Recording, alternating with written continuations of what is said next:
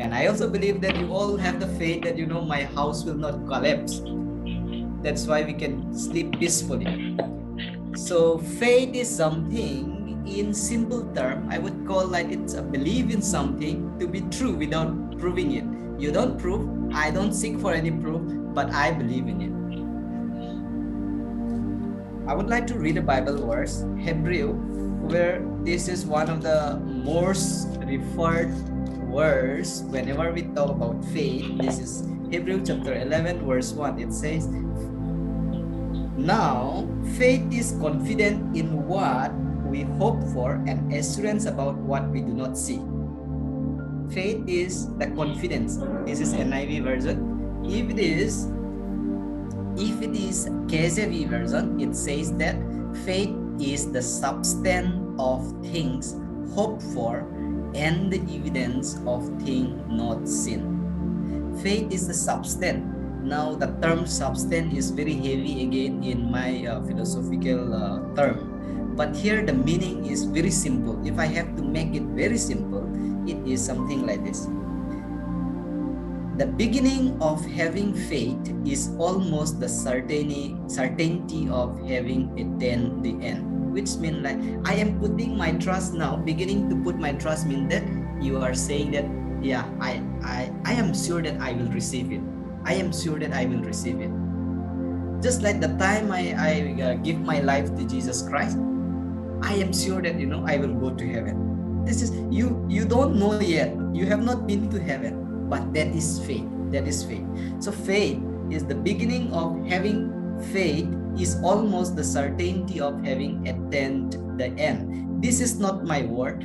This is the word that I brought it from a very secular study book. A secular study book, and which is called Introduction to Religious Philosophy. I teach religious philosophy in my college.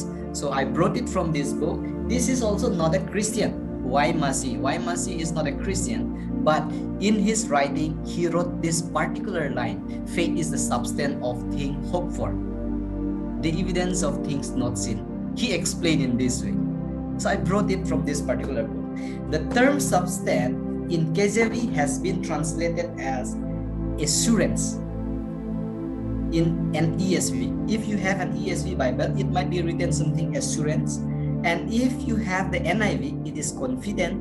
And if you have NLT, New Living Translation, it says the reality.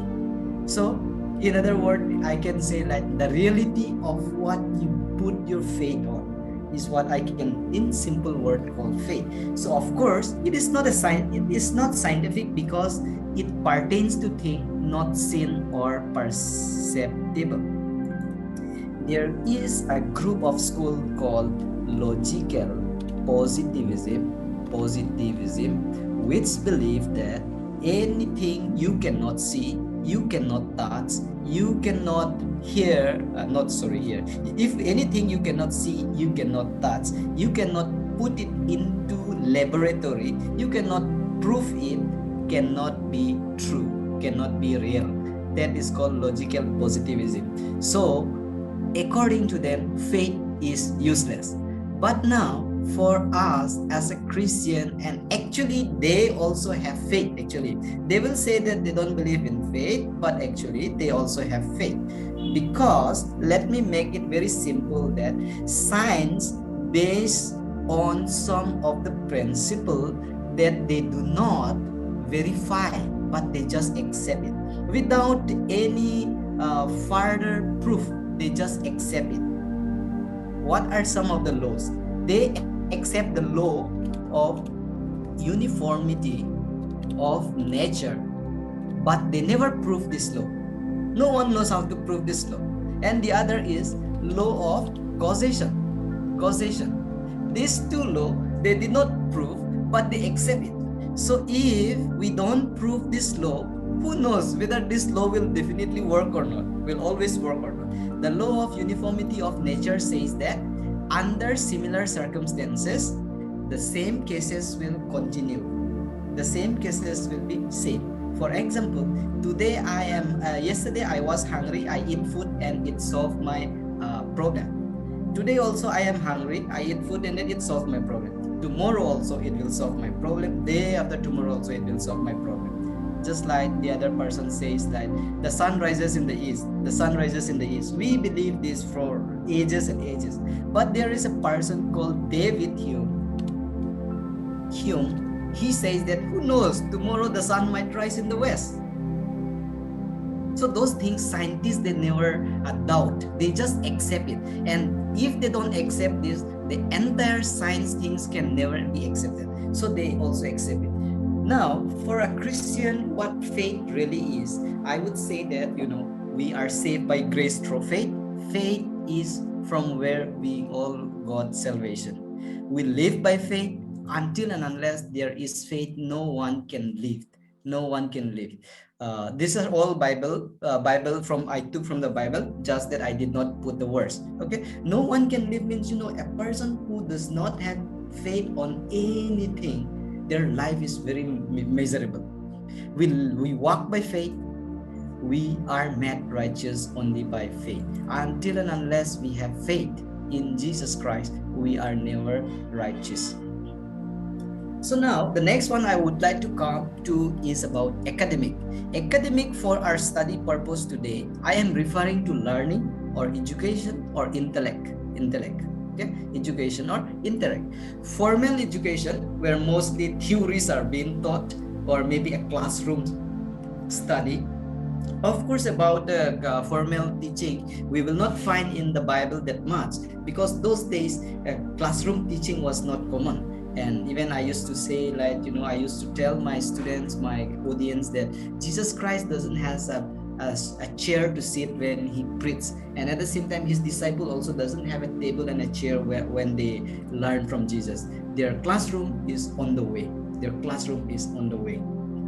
So that is what I find, that like they teach specially about theories, but the practical thing, we have to practice it when we go to the practical field. That is why these days, what happened, all the institution, all the colleges has to submit one thing called quality assessment.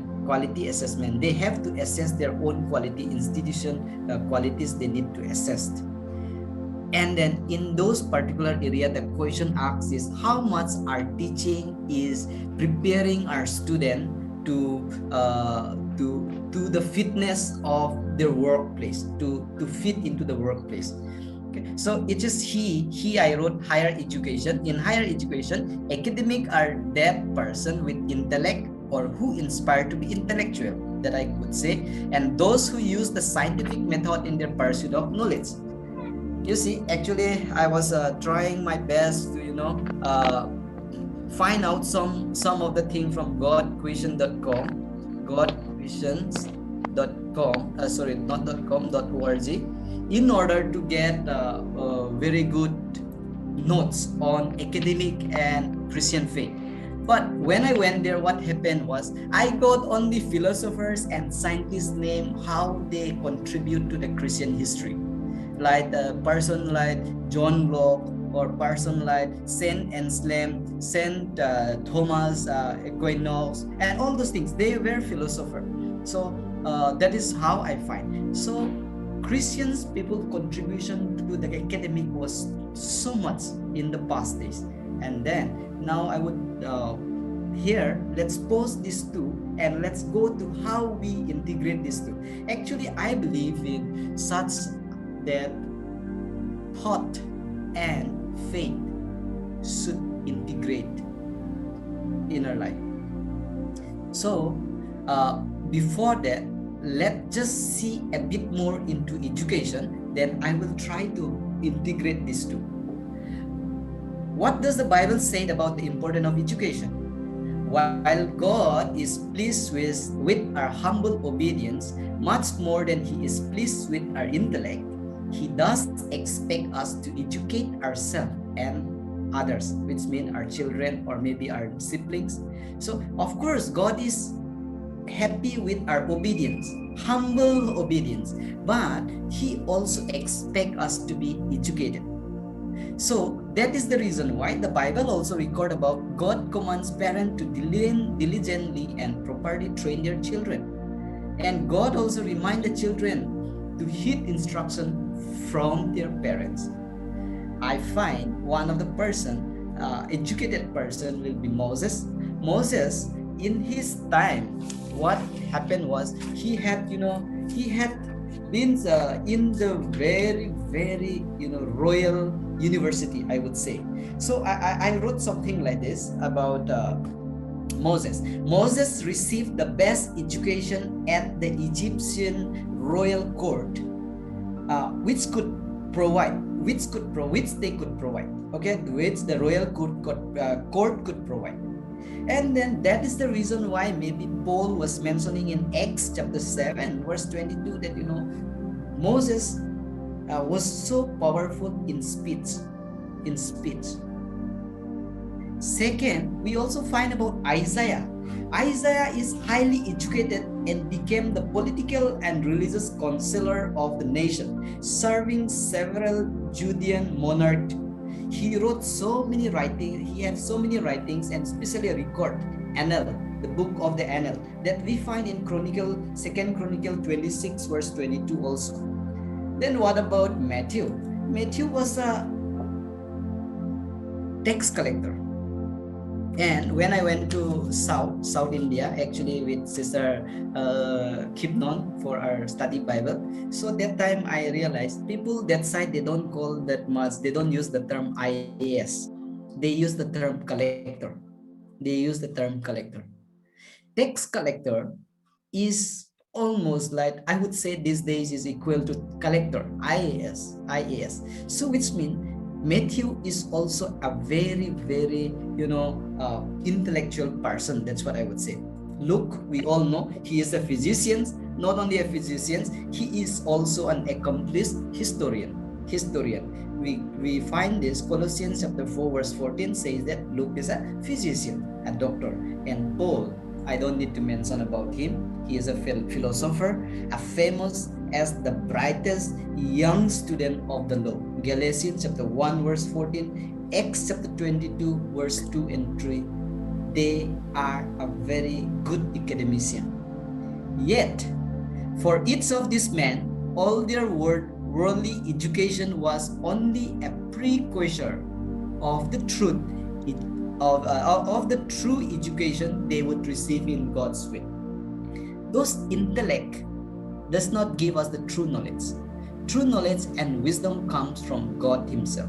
And these are just something like, tilling of the land that you already till. So like it is expected that more fruit will be, the tree will be grown properly.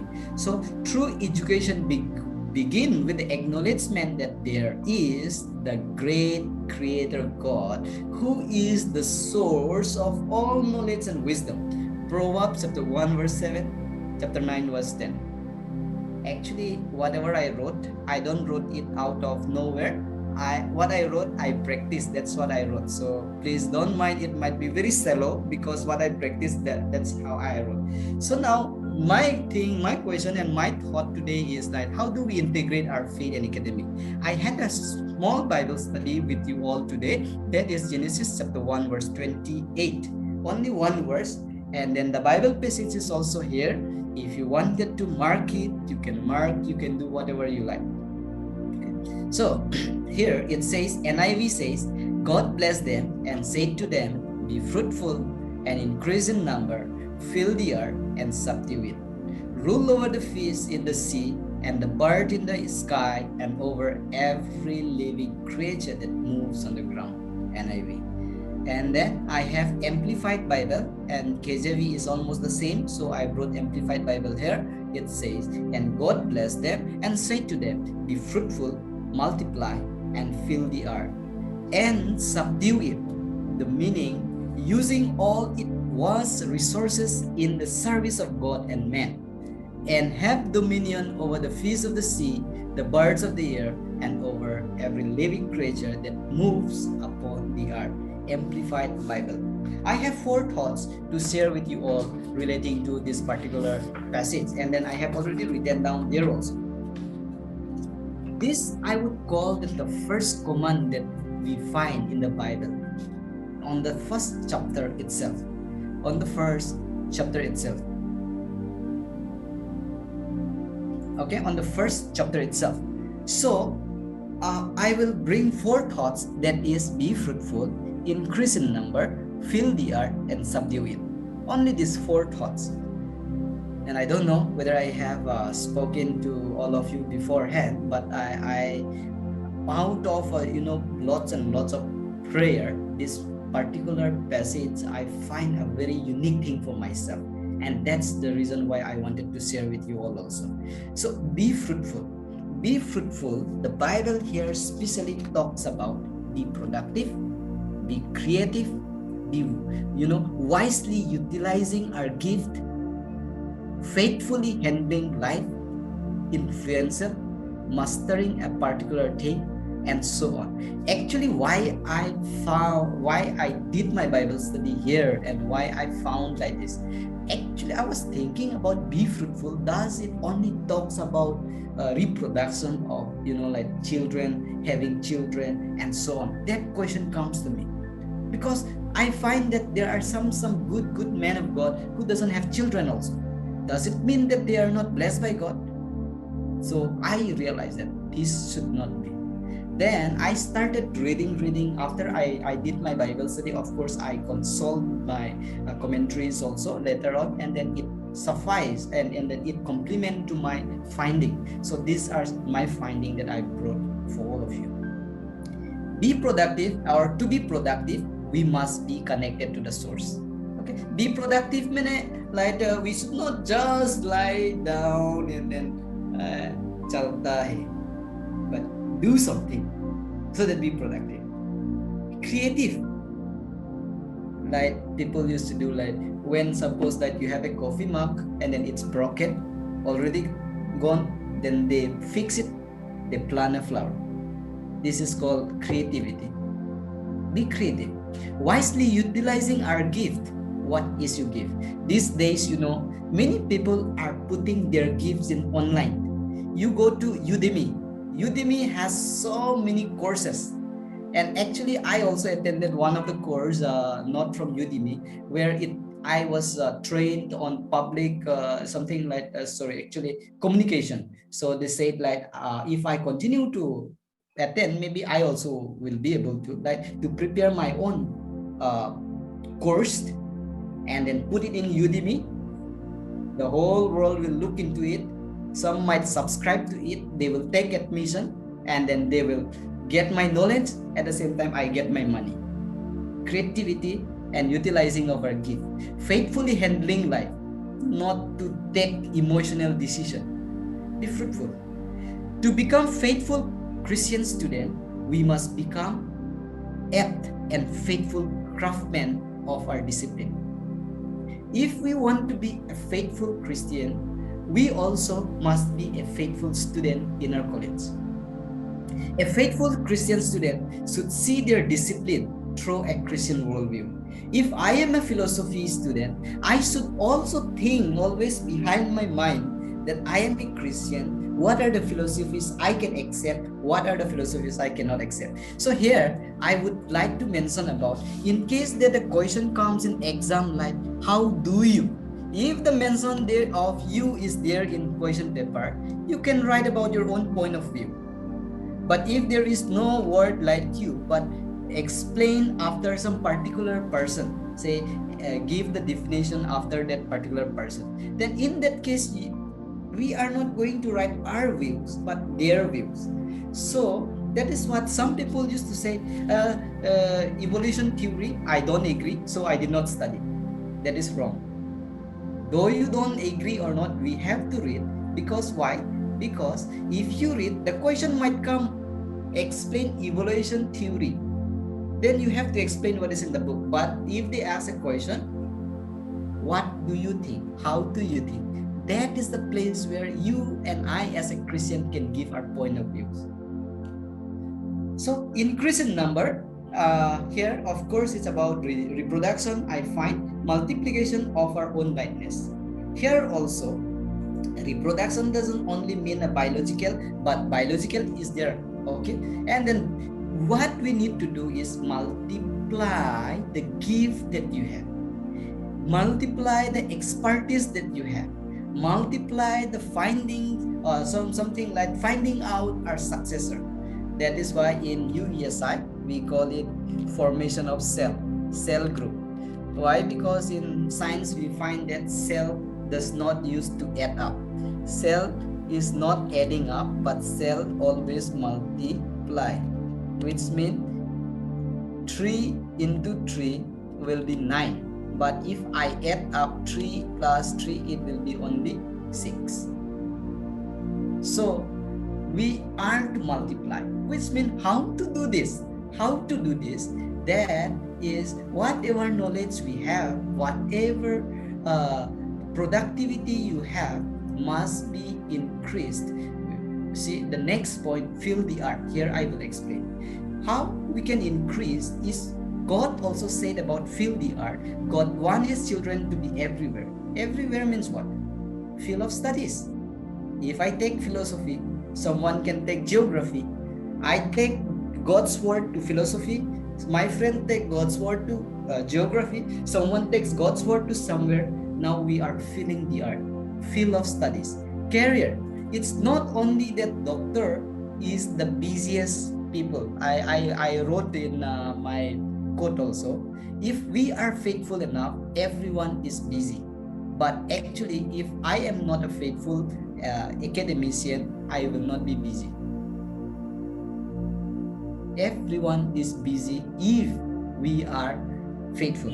But if we have a priority, then again we can manage time. Everyone can manage time. It is also geographical location, going from one country to the other. And remember, wherever we are to multiply the gift, the talent, the knowledge that we have, wherever we are. Fill the earth. Actually, I got a very good example of the Jewish people. What I find is Jewish people population is only 0.2% or something all over the world. But Indian population is 17.7%. So huge difference. But when it comes to Nobel Prize winner, approximately 900 something Nobel Prize has been distributed thus far. And out of which 20% of the Nobel Prize recipient belongs to the Jewish people.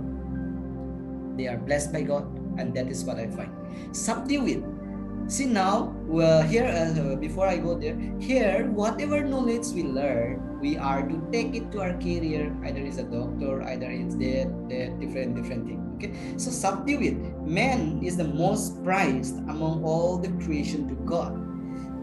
Subdue it means to steward, not to rule over. Actually, I would say here that not to misuse. I mean, not to rule. I take out my word. Okay, it did not allow us to misuse and mistreat other creation. Especially, we can talk about our modern technology. So all invention must have ethical purposes. I was reading news on COVID. Not me reading. I was viewing my WhatsApp status last night, and I saw one of my friends posting about the world news, saying that now they proved that the coronavirus origin is from a Wuhan lab out of accident. I don't know, but I'm just they are saying about this. I don't know. Okay, I don't know exactly. But now what happened is there are some of the invention that is in this world which are not ethical at all, which are not ethical. So those non-ethical things, we must be very careful. Though you have a talent, I have a talent, though while multiplying it, we must be very careful about the biblical based principle. Whether that particular thing is good for the society or not. A call to be a salt that saline into the society we live in.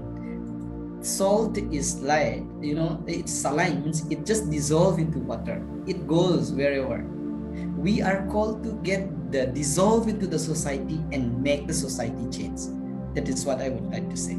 So from here, what I would like to say is about, like, we have to integrate the education that we have in the and the faith that we have in the field where you will be working, in the field where you will be studying. Some of you might be asking me this question, like how to balance between study and God's ministry. And then of course here I don't want to bring again from someone's theory, someone's thought.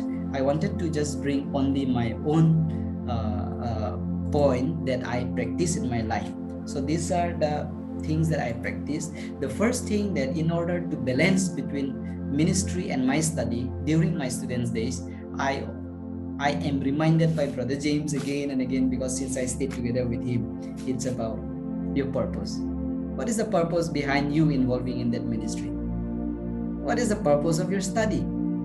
He keep asking me about this. So since I know the purpose why I studied, then I realized that I need to give my time to my study because I have a purpose behind.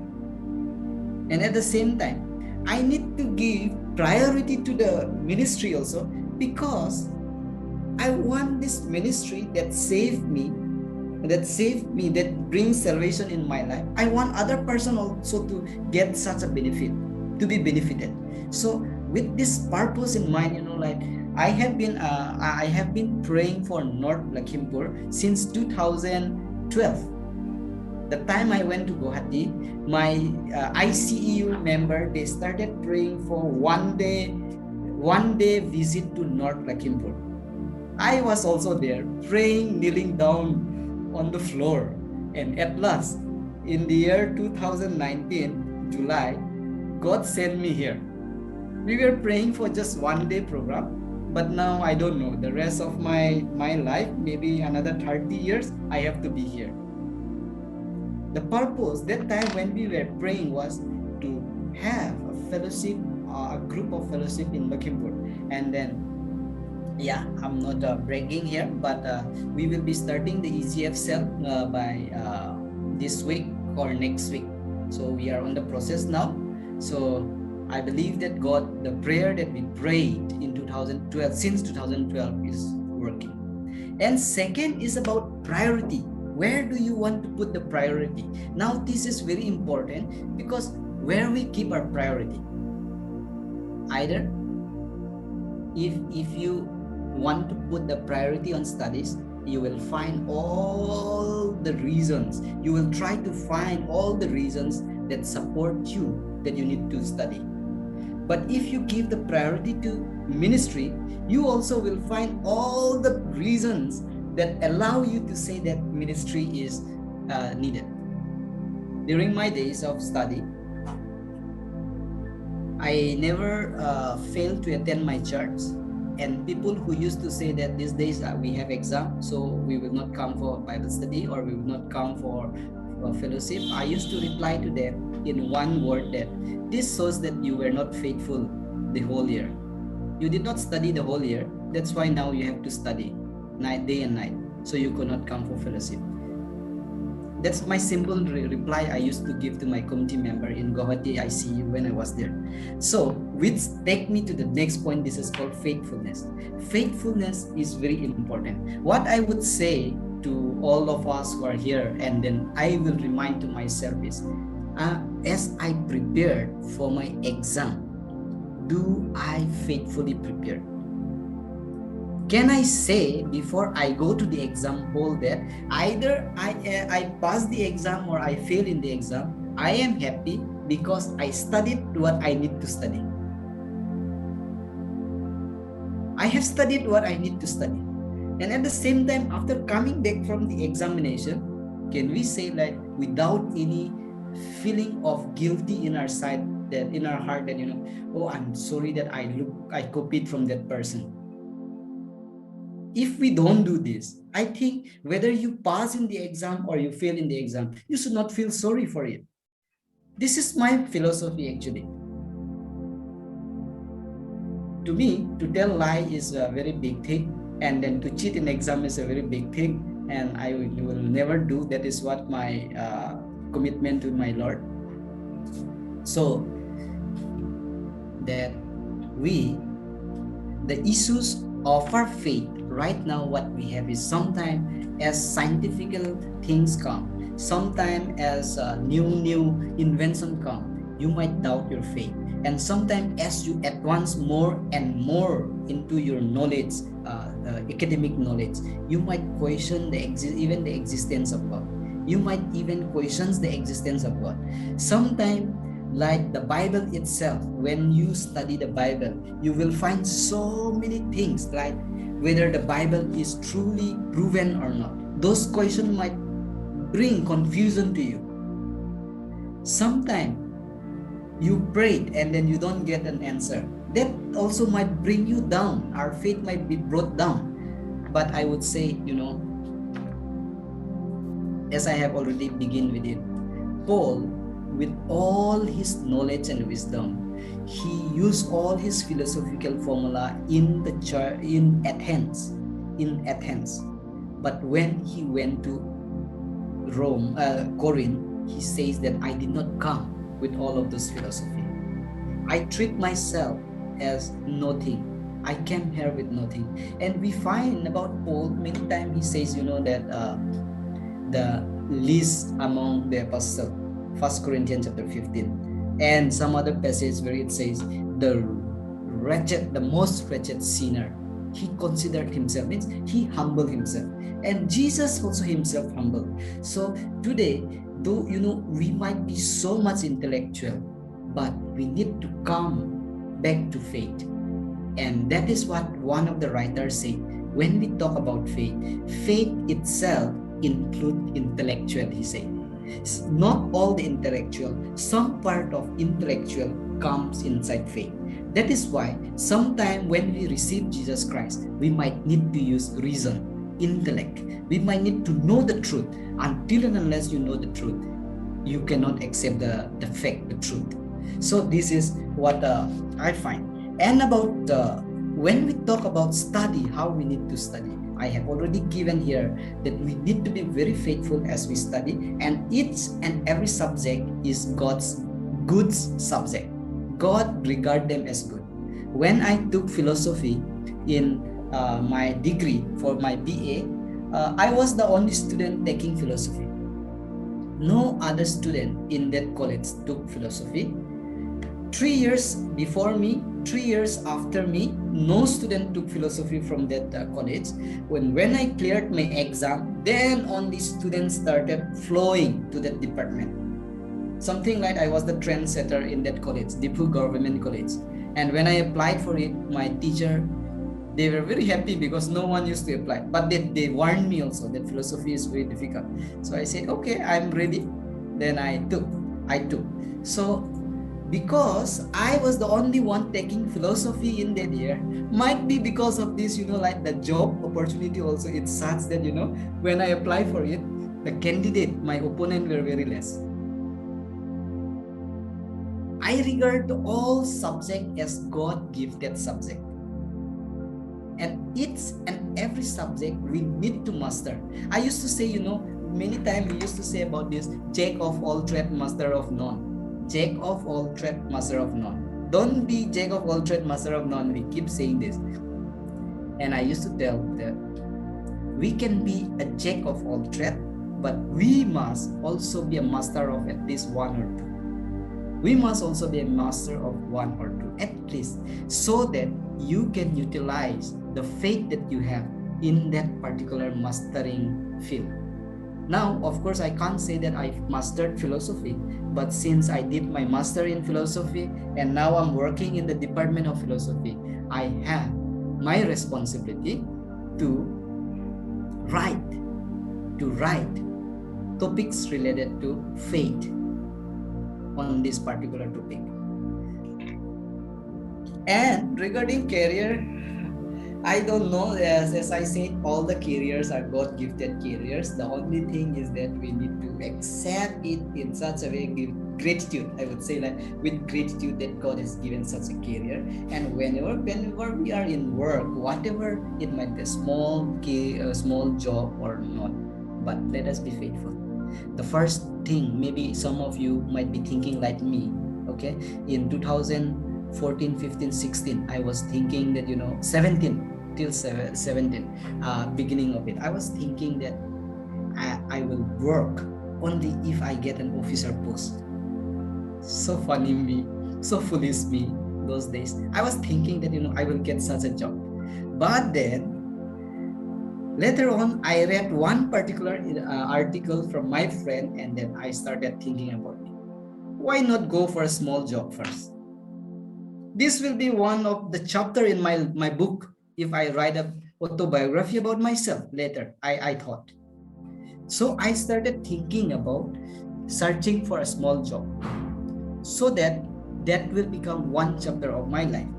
The first place where I work is under UESI, as Brother Marpak has mentioned, as a coordinator.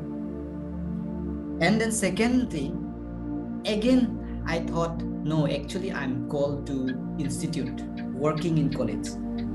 Because I was thinking why I changed my mind was, sometimes some of the college we wanted to enter to preach the gospel, but they have a uniform.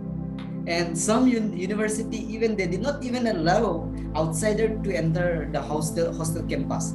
So I thought, okay, if I became a professor in some of the university, no one can stop me from preaching the gospel. That particular thoughts come to me. So I started searching for lecturer posts. Then the first place I work is in Guwahati, Ascent Academy Junior College. For 1.5 years, I worked there. And in the beginning, in the middle of it, I also applied here, Lakhimpur Girls College, government sanction. Then by God's grace, I got here. All of you have prayed for me. I know in 2017, I came to Arunachal and then I mentioned about this. And all of you, I think 2018, yeah, all of you has prayed for me. And then now, yes, we can thank together again that I got this job. Thank you so much.